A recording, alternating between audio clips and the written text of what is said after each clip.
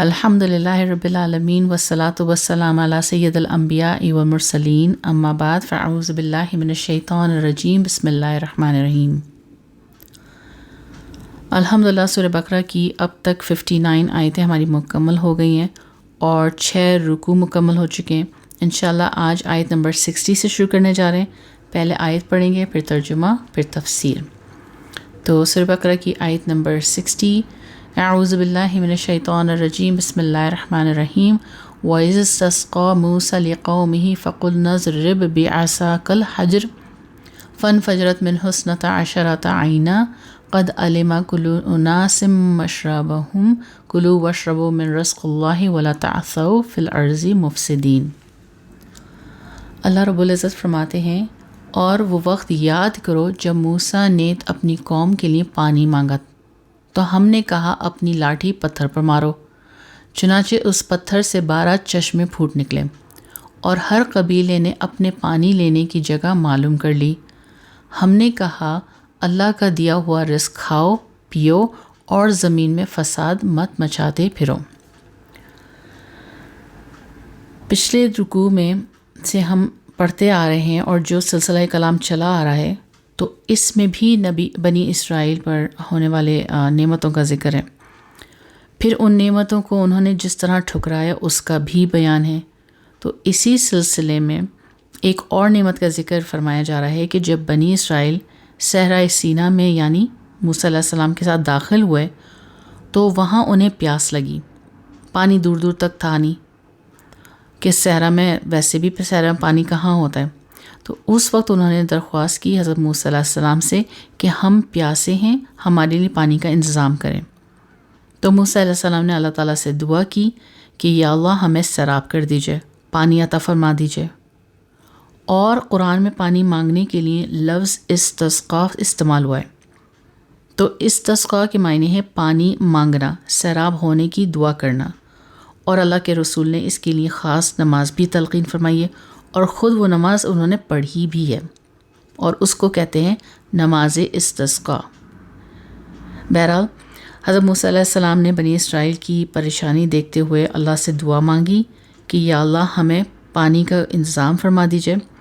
پھر اللہ تعالیٰ نے ان سے فرمایا کہ اپنی لاٹھی کو پتھر پر مارو۔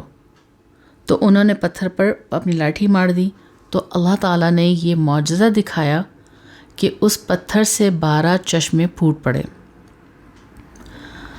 اچھا، اب سوال یہ پیدا ہوتا ہے کہ وہ ایک صحرا تھا، ریت ہی ریت، تو پتھر کہاں سے آیا؟ تو حضرت ابن عباس رضی اللہ عنہ فرماتے ہیں کہ یہ جس پتھر پر لاٹھی مارنے سے چشمے جاری ہوئے، یہ ایک ہلکا سا پتھر تھا جو چوکور تھا، یعنی کہ اسکوائر شیپ میں تھا، اور یہ موسیٰ علیہ السلام کے تھیلے میں رہتا تھا، ہمیشہ سے سامان میں ان کے ساتھ رہتا تھا۔ تو انہوں نے اسے زمین پر رکھا، اس پر لاٹھی ماری جس سے 12 چشمے پھوٹے، اور اس پتھر کے 4 کونے تھے، ہر کونے سے 3 چشمے نکلے۔ اور اب پتھر کا کیونکہ یہاں پر ذکر آ ہی گیا ہے تو ساتھ میں ایک اور واقعہ رکھ دوں کہ بخاری اور مسلم کی روایت ہے کہ اس زمانے میں بنی اسرائیل کے لوگ پردے کا خیال نہیں رکھتے تھے، نہاتے وقت بھی ایک دوسرے کے سامنے کپڑے اتار کر نہاتے تھے۔ لیکن حضرت موسیٰ علیہ السلام بڑے حیادار تھے، غسل کرتے وقت پردے کا خیال رکھتے تھے، اور دین کا اصول بھی یہی ہے کہ جب آپ قضاء حاجت کے لیے جائیں، ضرورت کے لیے جائیں، نہانے جائیں، تو دوسرے کی نظر نہیں پڑنی چاہیے، ایسے وقت میں پردہ واجب ہے۔ لیکن بنی اسرائیل الٹی ذہنیت کے مالک تھے۔ موسیٰ علیہ السلام جب پردے میں نہاتے تھے تو بنی اسرائیل سمجھتے تھے کہ ان کے جسم میں کوئی عیب ہوگا جسے وہ چھپانا چاہتے ہیں۔ کسی نے کہا آپ کو کوئی بیماری ہے جس سے جسم کو بظاہر عیب آ جاتا ہے اور آپ وہ چھپانا چاہتے ہیں۔ اب اللہ کی قدرت کہ ایک روز آپ غسل کے لیے گئے، اسی پتھر کے اوپر اپنے کپڑے رکھے، جب نہا کر فارغ ہوئے اور کپڑے اٹھانا چاہا تو پتھر آگے کھسک گیا۔ آپ تھوڑا سا آگے بڑھے، پھر کپڑا لینا چاہا، پھر وہ کھسک گیا۔ تو اس طرح وہ آگے بڑھتے چلے گیا اور پتھر آگے کھسکتا گیا۔ آپ بہت پریشان ہو گئے، میرے کپڑے کہتے ہوئے آگے بڑھتے گئے، پتھر کے پیچھے بھاگتے رہے۔ اسی حالت میں اپنی قوم کے پاس پہنچے. آپ کی قوم نے آپ کو برہنہ دیکھا بغیر کپڑوں کے، تو کہا کہ موسیٰ کو تو کوئی بیماری نہیں ہے، ہم تو غلط سمجھ رہے تھے. بہرحال موسیٰ علیہ السلام اس بھاگتے ہوئے پتھر تک پہنچے اور کپڑے پہنے، پھر اس پتھر پر اپنی لاٹھی سے مارا، جس کی وجہ سے 5 یا 7 نشان پڑ گئے. تفسیر روایت میں آتا ہے کہ فرمایا کہ یہ بڑا مبارک پتھر ہے. اس پتھر نے اللہ کے حکم کی تعمیل کی کہ کپڑے لے کر وہ آگے بڑھ گیا، تو اللہ نے حکم دیا تھا کہ اس پتھر کو کہ اپنے پاس رکھو. تو اس میں بڑی حکمت ہے. اسی سے 12 چشمے پھوٹے، اسی میں سے آپ کے اوپر جو عیب لگا ہوا تھا وہ غلط فہمی دور ہوئی. اس پتھر سے نکلنے والے پانی سے بنی اسرائیل جب خوب سیراب ہو جاتے تھے تو موسیٰ علیہ السلام اس پتھر کو اٹھا کر اپنی تھیلی میں رکھ لیتے تھے، اور پھر جب پانی کا پھر دوبارہ ضرورت پڑتی تھی پھر اس کو نکال لیتے تھے. لاٹھی مارتے تھے جس سے پھر پانی نکلتا تھا، اور روزانہ 6 لاکھ آدمی اس سے سیراب ہوتے تھے. تو وہ پتھر اب کہاں ہے اس وقت، اس کی تحقیق ابھی نہیں کر سکی یہاں رکھنے کے لیے، لیکن اتنا ملا ضرور ہے کہ مورخین کا بیان ہے کہ اس پتھر میں اب پانی تو نہیں آتا، مگر پانی کے نکلنے کے نشانات اب تک موجود ہیں. پھر آگے آیت میں آتا ہے، فرمایا کہ کھانے پینے کا انتظام فرما دیا ہے، تو کھاؤ اور پیو اور فساد کا کوئی کام نہ کرو. کیونکہ ان کی طبیعت میں فساد کرنا تھا، بار بار اس فساد سے نافرمانیوں میں مبتلا ہو جاتے تھے. اچھا، یہاں پر آگے بات بڑھانے سے پہلے ایک چھوٹی سی اور بات جو یہاں پہ بتایا کہ موسیٰ علیہ السلام پتھر پر لاٹھی ماری تو چشمے پھوٹ پڑے. موسیٰ علیہ السلام نے سمندر پہ راستہ بنا دیا، اپنا لاٹھی ماری تو راستہ بن گیا. تو یہ جتنی بھی چیزیں ہم سن رہے ہیں اب تک کہ چشمے کا پھوٹنا اور پانی میں سے راستہ نکل جانا، یہ سب کہلاتا ہے نبی کا معجزہ. جب بھی ایسے کوئی غیر معمولی کام ایک نبی سے ایک رسول سے ہو جائیں تو وہ کہلاتا ہے معجزہ. لیکن یہی غیر معمولی کام اگر کسی عام انسان سے یعنی کہ ایک ولی سے ہو جائے تو وہ کہلاتا ہے کرامت. تو نبی اور رسول سے اگر کوئی بھی ہو تو وہ کہلاتا ہے معجزہ، اور اگر ولی سے ہو تو کہلاتا ہے کرامت. تو اب چاہے نبی کا معجزہ ہو، چاہے وہ ولی کی کرامت ہو، یہ سب کچھ اللہ کے حکم سے ہوتا ہے. اکثر لوگ اس بات پر غلطی کرتے ہیں، وہ سمجھتے ہیں کہ یہ نبی کا یا ولی کا اپنا فعل ہے. یہ ان کا اپنا فعل نہیں ہے، یہ اللہ کے حکم سے ہوتا ہے. اور ایسا اگر کوئی سمجھے کہ ان کا اپنا فعل ہے تو ایسا سمجھنا شرک ہے. تو اب آتے ہیں آیت نمبر 61 کی طرف. وَإِذْ قُلْتُمْ يَا مُوسَىٰ لَن نَّصْبِرَ عَلَىٰ طَعَامٍ وَاحِدٍ فَادْعُ لَنَا رَبَّكَ يُخْرِجْ لَنَا مِمَّا تُنبِتُ الْأَرْضُ مِن بَقْلِهَا وَقِثَّائِهَا وَفُومِهَا وَعَدَسِهَا وَبَصَلِهَا قَالَ أَتَسْتَبْدِلُونَ الَّذِي هُوَ أَدْنَىٰ بِالَّذِي هُوَ خَيْرٌ اهْبِطُوا مِصْرًا فَإِنَّ لَكُم مَّا سَأَلْتُمْ وَضُرِبَتْ عَلَيْهِمُ الذِّلَّةُ وَالْمَسْكَنَةُ وَبَاءُوا بِغَضَبٍ مِّنَ اللَّهِ ذَلِكَ بِأَنَّهُمْ كَانُوا يَكْفُرُونَ بِآيَاتِ اللَّهِ وَيَقْتُلُونَ النَّبِيِّينَ بِغَيْرِ الْحَقِّ ذَلِكَ بِمَا عَصَوا وَكَانُوا يَعْتَدُونَ. اللہ رب العزت فرماتے ہیں، اور وہ وقت یاد کرو جب تم نے کہا تھا کہ اے موسیٰ ہم ایک ہی کھانے پر صبر نہیں کر سکتے، لہٰذا ہماری خاطر اپنے پروردگار سے مانگیے کہ وہ ہمارے لیے کچھ وہ چیزیں پیدا کرے جو زمین میں اگایا کرتی ہیں، یعنی زمین کی ترکاریاں، اس کی ککڑیاں، اس کی گندم، اس کی دالیں اور اس کے پیاز. موسیٰ نے کہا، جو غذا بہتر تھی کیا تم اس کو ایسی چیزوں سے بدلنا چاہتے ہو جو گھٹیا درجے کی ہیں؟ خیر، ایک شہر میں جا کے اتر جاؤ تو وہاں تمہیں وہ چیزیں مل جائیں گی جو تم نے مانگی ہیں. اور ان یہودیوں پر ذلت اور بے کسی کا ٹھپا لگا دیا گیا اور وہ اللہ کا غضب لے کر لوٹے. یہ اس لیے ہوا کہ وہ اللہ کی آیتوں کا انکار کرتے تھے اور پیغمبروں کو ناحق قتل کر دیتے تھے. یہ سب اس لیے ہوا کہ انہوں نے نافرمانی کی اور وہ بے حد زیادتیاں کرتے تھے. اس آیت میں اس بات کا تذکرہ کیا جا رہا ہے جو پچھلی آیتوں میں بھی بیان کیا گیا ہے کہ جب بنی اسرائیل پر من اور سلوہ کھانے کے بعد وہ اس سے اکتا گئے تھے. انہوں نے کہا کہ ہم ایک ہی غذا پر اکتفا نہیں کر سکتے، ہمیں تو اور بھی غذائیں چاہیے. تو یہاں ان کی فرمائش کا ذکر کرتے ہوئے فرمایا جا رہا ہے کہ بنی اسرائیل کا مطالبہ تھا کہ ہمیں ان چیزوں کو مہیا کریں، یعنی ترکاریاں، ککڑی، گندم، دالیں، پیاز وغیرہ. پھر موسیٰ علیہ السلام نے جو فرمایا کہ جو غذا بہتر تھی کیا تم اس کو ایسی چیزوں سے بدلنا چاہتے ہو جو گھٹیا اور درجے کی ہیں؟ اب اس کے دو مطلب ہیں. ایک یہ کہ من اور سلوہ یہ اعلیٰ درجے کی غذا تھی، لیکن اس کی ناشکری کر کے تم گھٹیا چیزیں مانگتے ہو. دوسرا مفسرین فرماتے ہیں کہ یہ کہ جب مصر میں، ایجپٹ میں رہتے تھے تو ہر قسم کی غذائیں تھیں، ترکاریاں بھی تھیں، دالیں بھی تھیں، گوشت بھی تھا. آپ نے ہمیں نکال کر اس جگہ سے لائے ہیں یہاں پر اور بس دو چیزیں ہی دے دی ہیں، اس لیے ہمارا وہیں مصر میں رہنا زیادہ بہتر تھا. اب یہ جتنے بھی انعامات ہیں یہ سب صحرا میں ہیں، یہ سب ان کو صحرا میں انعامات مل رہے ہیں. جیسے میں نے پہلے بھی یہ بات رکھی تھی کہ یعقوب علیہ السلام اور ان کے 12 بیٹے ایجپٹ چلے گئے تھے اور وہاں پر رہے. جب یوسف علیہ السلام کا جب وہ اس دنیا سے چلے گئے تھے تو پھر اس کے بعد جو وہاں کے رہنے والے مصر کے لوگ تھے وہ ان لوگوں کے ساتھ جھگڑا کرنے لگے کہ یہ تو ہمارا ملک ہے، یہ ہماری جگہ ہے، تم لوگ تو کہیں اور سے آئے ہوئے ہو، یہ تمہاری جگہ نہیں ہے. تو اس پر پھر کیا ہوا کہ ان کے جھگڑے چلتے چلے گئے اور وہ جھگڑے اتنے زیادہ ہو گئے کہ آخر میں بنی اسرائیل کے جو لوگ تھے وہ غلامی کرنے لگے، اور غلامی کی وجہ سے ان میں طرح طرح کی کمزوریاں پیدا ہونے لگیں. سب سے پہلے تو ان کے اندر اخلاق کی کمی ہو گئی. بہرحال جب ایک قوم دوسری قوم کی غلام بن جاتی ہے تو پھر ان کا تو جسم اپنا ہوتا ہے، نہ ذہن ان کا اپنا ہوتا ہے. ذہن ان کا اپنا ہوتا ہے لیکن ان کی سوچ کسی اور کی ہو رہی ہوتی ہے، بلکہ جس قوم کے غلام ہوتے ہیں اسی کی تابعداری کرنے لگتے ہیں.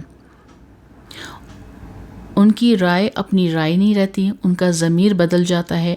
اگر سادے زبان میں کہا جائے تو ان کے اخلاق کا جنازہ نکل جاتا ہے، کیونکہ بنی اسرائیل لمبے عرصے تک فرعون کے غلام رہ چکے تھے، لہٰذا ان میں کمزوریاں بہت زیادہ تھیں. اب مصر سے نکل کر صحرا میں آ گئے. اللہ تعالیٰ نے صحرا میں جو ان کو رکھا ہے تو صحرا میں رکھنے کی حکمت کیا ہے؟ اللہ نے ان کو صحرا میں کیوں رکھا؟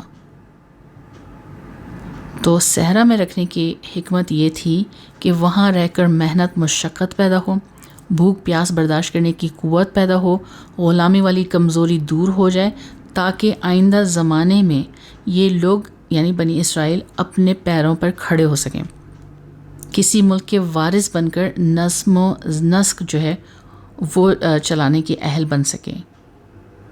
مگر 70 سال تک یہ لوگ غلامی کے اثرات میں گرفتار رہے، اپنے اصلی مقام سے غافل رہے. موسیٰ علیہ السلام کے بار بار کہنے کے باوجود ذہنی غلام کے خول سے باہر نہ نکل سکے. تو آیت میں جو فرمایا کہ موسیٰ علیہ السلام نے کہا کہ تم جو سب سے زیادہ بہتر چیز تھی کیا تم اس کو ایسی چیزوں سے بدلنا چاہتے ہو جو گھٹیا درجے کی ہیں؟ کیونکہ ایک من اور سلوہ یہ بہترین نعمت تھی.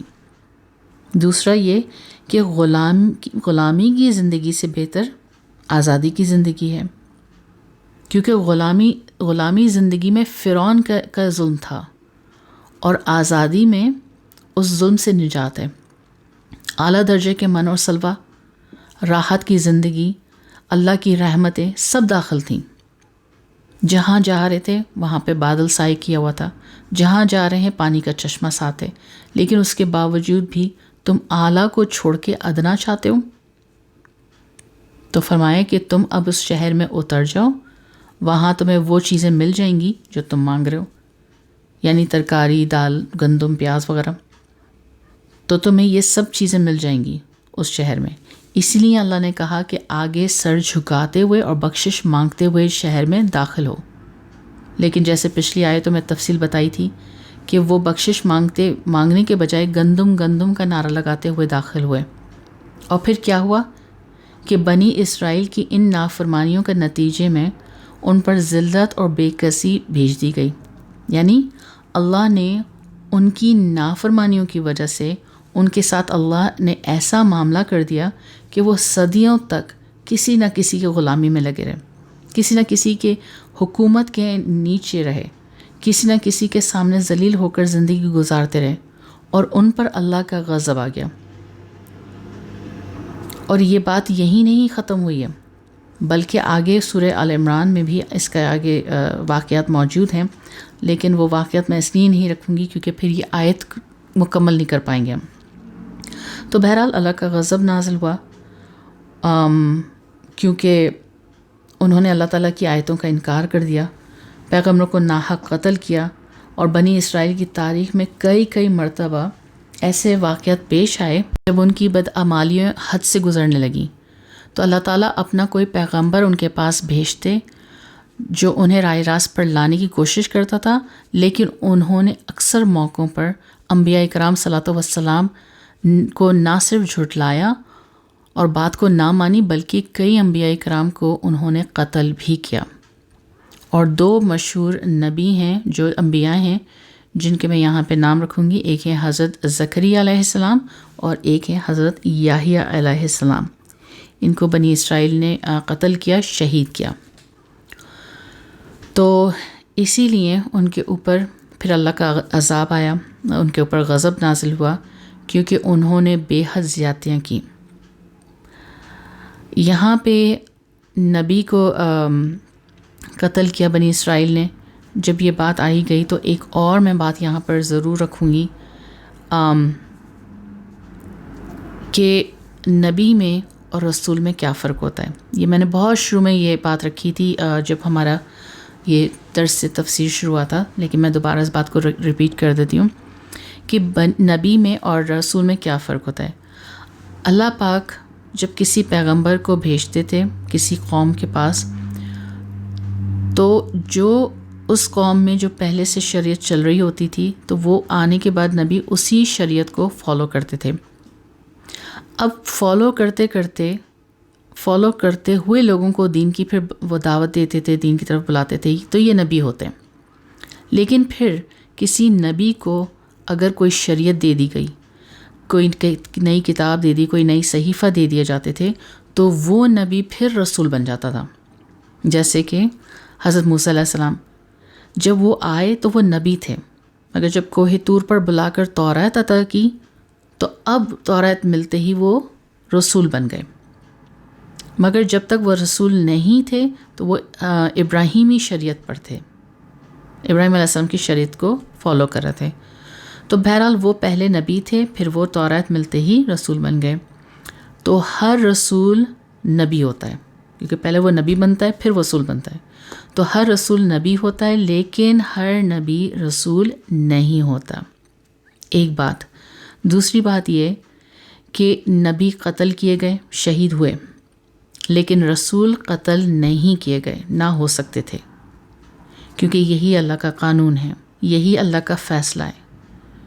تو بہرحال یہ ایک نالج کی چھوٹی سی بات رکھنی تھی، اور یہ کہ بنی اسرائیل نے انبیاؤں کو قتل کیا، جن میں مشہور نام جو ہے حضرت زکریا علیہ السلام اور حضرت یحییٰ علیہ السلام ہے. اس کے بعد آتے ہیں آیت نمبر 62 کی طرف. ان الذین آمنوا والذین ہادوا والنصارى والصابئین من آمن باللہ والیوم الآخر وعمل صالحا فلہم اجرہم عند ربہم ولا خوف علیہم ولا ہم یحزنون. اللہ رب العزت فرماتے ہیں حق تو یہ ہے کہ جو لوگ بھی خواہ وہ مسلمان ہوں یا یہودی ہوں یا نصرانی یا صابی، اللہ اور آخرت کے دن پر ایمان لے آئیں گے اور نیک عمل کریں گے، وہ اپنے پروردگار کے پاس اپنے اجر کے مستحق ہوں گے، اور ان کو نہ کوئی خوف ہوگا نہ وہ کسی غم میں مبتلا ہوں گے. اس آیت میں اللہ تعالیٰ نے 4 گروہوں کی بات کی ہے. سب سے پہلے مسلمان مومنین، یہودی، نصارہ اور صابئین، تو یہ 4 گروپس کا ذکر فرمایا اس آیت میں۔ ایک اور 5واں گروپ بھی ہے لیکن اس کا ذکر یہاں پر نہیں ہے، تو وہ سورہ حج میں ہے، تو جب اس کا ذکر ہم پڑھیں گے جب ہم اس کی بات رکھیں گے۔ ابھی صرف ان 4 گروپس پر بات کریں گے۔ نمبر 1 وہ جو ایمان لائے، یعنی مسلمان ہوئے، نبی پاک صلی اللہ علیہ وسلم پر ایمان لے آئے اور کلمہ پڑھا۔ نمبر 2 یہودی، جو کہ حضرت موسیٰ علیہ السلام کی امت ہے کہتے ہیں۔ تیسرا نصارہ، نصارہ جو ہے یہ حضرت عیسیٰ علیہ السلام کی امت کو کہتے ہیں، اور قرآن میں جہاں جہاں نصارہ آئے آپ لوگوں کو نظر آئے تو یاد رکھیے گا یہ کرسچنس کو کہتے ہیں، تو سمجھیے گا یہاں پہ کرسچنس کی بات ہو رہی ہے۔ اور نمبر 4 ہے صابئین۔ اب یہ صابئین کون ہوتے ہیں؟ تو عام طور پر بے دین کو کہتے ہیں، یعنی اپنے دین سے جب وہ نکل جاتے ہیں، خارج ہو جاتے ہیں، چلے جاتے ہیں یا دوسری دین کو اپنا لیتے ہیں تو اسے صابئی کہتے ہیں۔ تو ان 4 کا ذکر کر کے بتایا جا رہا ہے کہ جو شخص اللہ پر ایمان لے آئے، چاہے وہ کسی بھی گروپ سے ہو، کتنا ہی بڑا کافر کیوں نہ ہو، مجرم کیوں نہ ہو، اس نے جب صدقے دل سے توبہ کر لی اور اللہ کے ساتھ ایمان لے آیا تو اس کی توبہ قبول ہو جائے گی۔ اور ایمان میں صرف اللہ کی ذات پر ایمان لانا نہیں ہے، وہ کافی نہیں ہے، بلکہ اس کے ساتھ اس کی صفات کے ساتھ اور تقدیر اور انبیاء کرام اور فرشتوں پر بھی ایمان لانا ضروری ہے۔ اس کے بغیر ایمان مکمل نہیں، ایک بات۔ دوسری بات یہ کہ آخرت کے دن پر، اور وہ دن 50,000 سال کے برابر ہوگا جن میں تمام انسانوں کا حساب کتاب ہوگا۔ اور تیسرا عمل صالحان، جس کے عمل نیک ہوں گے۔ تو ان کے متعلق فرمایا کہ ان کو کبھی بھی کوئی خوف نہیں ہوگا، نہ وہ غمگین ہوں گے، کیونکہ روایت میں آتا ہے کہ قیامت کے دن سب لوگ خوف زدہ ہوں گے مگر یہ عارضی ہوگا، لیکن ان کے لیے جو ایمان لائے، نیک عمل کیے، تو وہ ہر قسم کے خوف سے بچ جائیں گے۔ اللہ ان کے دل میں سکون سے ان کو مالا مال کر دیں گے، فرشتے ملاقات کریں گے، انہیں تسلی دیں گے۔ تو ہمیں اپنے اعمال پر فوکس کرنا ہے تاکہ قیامت کے دن ہم خوف زدہ نہیں ہوں بلکہ مطمئن رہیں۔ پھر آتے ہیں آیت نمبر 63، وَإِذْ أَخَذْنَا مِيثَاقَكُمْ وَرَفَعْنَا فَوْقَكُمُ الطُّورَ خُذُوا مَا آتَيْنَاكُمْ بِقُوَّةٍ وَاذْكُرُوا مَا فِيهِ لَعَلَّكُمْ تَتَّقُونَ۔ اللہ رب العزت فرماتے ہیں، اور وہ وقت یاد کرو جب ہم نے تم سے توریت پر عمل کرنے کا عہد لیا تھا اور کوہ طور کو تمہارے اوپر اٹھا کھڑا کیا تھا، کہ جو کتاب ہم نے تمہیں دی ہے اس کو مضبوطی سے تھامو اور اس میں جو کچھ لکھا ہے اس کو یاد رکھو تاکہ تمہیں تقوی حاصل ہو۔ تو اب جو ہے آیت نمبر 63 سورہ بقرہ کی، اس آیت میں اس وقت کا ذکر ہے جب موسیٰ علیہ السلام کوہ طور پر تشریف لے گئے، وہاں سے اللہ نے انہیں توریت عطا فرمائی، اور جب وہ لے کر اپنی قوم کے پاس آئے تو بنی اسرائیل کو بعض احکامات بہت مشکل لگے، اس لیے ان سے بچنے کے لیے بہانے تلاش کرنے لگے۔ پہلے تو یہ کہہ دیا کہ اللہ تعالیٰ کا کلام ہے ہی نہیں، پھر کہنے لگے کہ ہم سے اللہ خود کہیں کہ اس پر عمل کرو تو کریں گے، بس انہوں نے ہمیشہ حجت کی ہے۔ تو بہرحال حضرت موسیٰ علیہ السلام نے 70 آدمیوں کو لے کر طور پر چلے گئے، انہوں نے وہاں توریت پر عمل کرنے کا حکم ملا، ان کو براہ راست اللہ سے ملا، مگر جب واپس لوٹے تو انہوں نے کہا باقی لوگوں سے جو ان کے ساتھ نہیں گئے تھے کہ اللہ نے توریت پر عمل کرنے کا حکم دیا ہے، لیکن آگے کیا بات کی وہ اپنی طرف سے بڑھا کر ان لوگوں کے سامنے پیش کر دی کہ اللہ تعالیٰ نے فرمایا ہے کہ جتنا تم سے ہو سکے اتنا عمل کر لینا، جو نہ ہو سکے وہ چھوڑ دینا، وہ معاف ہے۔ تو اب توریت کے جس حکم میں انہیں کچھ مشکل نظر آتی تھی تو یہ کہہ کر چھوڑ دیتے تھے کہ اس میں چھوٹ ہے، چھوڑنے پر معافی ہے، یعنی جو آسان ہے اس کو پر عمل کر لیتے تھے اور جو مشکل لگتی تھی اس کو چھوڑ دیتے تھے۔ تو اس موقع پر اللہ تعالیٰ نے کوہ طور پہاڑ کو ان کے سروں پر بلند کر دیا کہ توریت کے تمام احکام کو تسلیم کر لو اب جب انہیں یہ خوف آیا کہ کہیں پہاڑ ان پر گر نہ جائے، تب ان لوگوں نے توریت کو ماننے اور اس پر عمل کرنے کا وعدہ کیا۔ اب جو آیت میں آیا ہے کہ کوہ طور کو تمہارے اوپر اٹھا کھڑا کیا تھا، تو اس سے کیا مطلب ہے؟ تو اس کا مطلب ہرگز یہ نہیں ہے کہ کوہ طور پہاڑ کو ان کے لیے خاص کر دیا، نہیں، بلکہ اس آیت کا تفصیل قرآن میں نہیں ہے، مگر حافظ ابن جریر جو ہیں رحمۃ اللہ علیہ نے وہ کافی تابعین سے تفسیر نقل کی کہ کوہ طور پہاڑ کو اپنی جگہ سے ہٹا کر ان کے سروں پر معلق کر دیا گیا تھا، اور ظاہر ہے کہ اللہ کی قدرت ہے، کچھ بعید نہیں کہ پہاڑ کو اپنی جگہ سے ہٹا کر ان کے سروں پر معلق کر دیا جائے، اور یہ بھی ممکن ہے کہ ایسی صورت پیدا ہو گئی ہو جس سے ان کو لگے کہ یا محسوس ہوا ہو کہ پہاڑ ان پر گر جائے، مثال کے طور پر زلزلہ وغیرہ، کیونکہ سورہ اعراف میں بھی آتا ہے کہ اللہ رب العزت فرماتے ہیں کہ ہم نے پہاڑ کو زور زور سے ان کے اوپر ہلایا، اس طرح کہ جیسے کوئی بادل ہو اور وہ یہ سمجھنے لگے کہ وہ ان پر آ گرے گا۔ تو اس خوف سے انہوں نے عہد کیا کہ ہم اب توریت کے تمام احکام کو مانتے ہیں اور اس پر عمل کرتے ہیں۔ تو الحمدللہ یہ ہو گئی ہماری تفسیر، اور آج ہم نے الحمدللہ 1 رکوع اور 2 آیتیں کر لی ہیں۔